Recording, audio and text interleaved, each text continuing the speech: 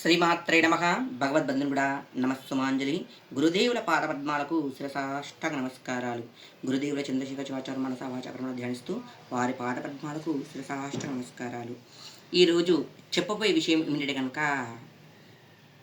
పిల్లలకి చదివినా మైండ్కి ఎక్కట్లేదు, ప్రశాంత వాతావరణం ఉండట్లేదు. పిల్లలకన్నీ కూడా తెలుసా, నెగిటివ్ ఆలోచనలు వస్తూ ఉన్నాయి. అంతేకాకుండా ఎంత చదివినా కూడా పిల్లలు మర్చిపోతూ ఉన్నారు, జ్ఞాపకశక్తి తక్కువగా ఉంటుంది. చదువుదామని బద్ధకంగా ఉంటుంది అన్నమాట. చదువు సమయానికి బద్ధకం వస్తూ ఉంటుంది. వారికి ఈ పరిహారం అన్నమాట.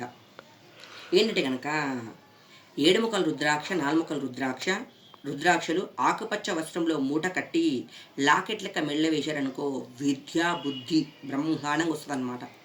4 ముక్కల రుద్రాక్ష, 7 ముక్కల రుద్రాక్ష. అంతేకాకుండా ఒకవేళ కనుక పిల్లలు కట్టుకోలేం మెడల అన్నవారికి ఇంకో పరిహారం. 7 ముక్కల రుద్రాక్ష, 4 ముక్కల రుద్రాక్ష ఏం చేస్తారంటే కనుక, 7 ముక్కల రుద్రాక్షని పసుపు వస్త్రంలో మూట కట్టండి.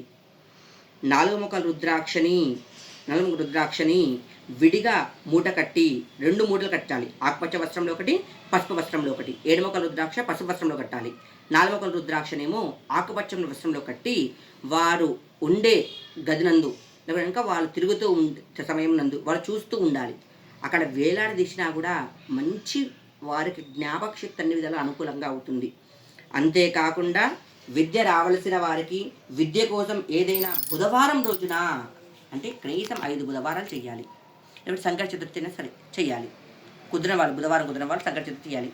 పెసరపప్పు, బియ్యము, బెల్లం కలిపి నైవేద్యం చేసి స్వామివారికి గణపతికి అర్చన చేపియాలి. గణపతికి అర్చన ఎలా చేపిస్తారంటే కనుక, మీ నామ నక్షత్రం ఉంటే, మీకు జన్మ నక్షత్రం గుర్తు లేదనుకో, నామ నక్షత్రం పైన వారి ఒక్కరి కోసం మాత్రమే పూజ చేపియాలి.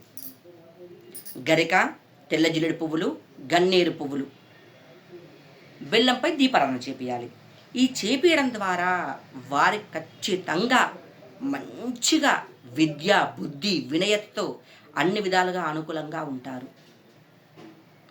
ఎంత చేసినా కూడా పిల్లల కోసమే, ఎంత కష్టపడుతూ ఉన్నా కూడా వారు సంస్కారవంతులైననుకో మన పేరు ప్రఖ్యాతలు పొందుతూ ఉంటాయి తల్లిదండ్రులుగా. తల్లిదండ్రులకు ఇచ్చే బహుమతి ఏంటంటే కనుక, పిల్లలు వారు మంచిగా చదువుకోవాలి, మంచిగా ఉండాలి, మంచిగా పేరు రావాలి. నువ్వు ఎన్ని కోట్లు ఖర్చు పెట్టి పిల్లలు చదివించినా కూడా వారు చెడ్డదారి ఎంచుకున్నారనుకో, మీరు ఏం చేయలేరు. కావున కొద్దిగా పిల్లల్ని గమనిస్తూ ఉండండి తల్లిదండ్రులు, ప్రతి ఒక్కరు కూడా.